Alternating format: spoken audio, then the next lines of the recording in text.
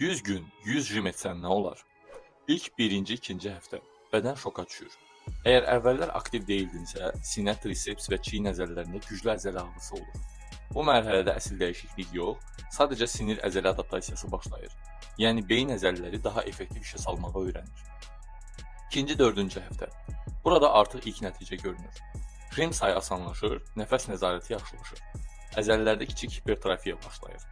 Xüsusilə sinə və qollar daha sərt və dolu hiss olunur. Amma bu, hələ böyük transformasiya deyil. Birinci, ikinci ay. Ən kritik mərhələdir. Bədən artıq rutini qəbul edir. Dözümlülük ciddi artır. Eyni 100 jim əvvəl yorucu idisə, indi daha stabil və kontrollu olur. Əzələ forması müəyyən dərəcədə görünməyə başlayır. Xüsusilə yağ faizi aşağıdırsa. 100-cü günə yaxın.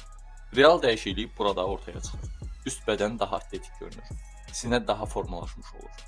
Trisepslər daha aydın seçilir. Amma vacib detal.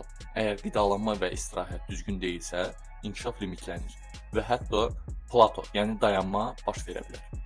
Ən vacib elmi faktı nəzərinizə çatdırım. 100 gün hər gün eyni hərəkət, progressive overload olmadan bir nöqtədən sonra inkişafı yavaşdır. Bədən adaptasiya olur və eyni yük artıq əvvəlki kimi təsir etmir.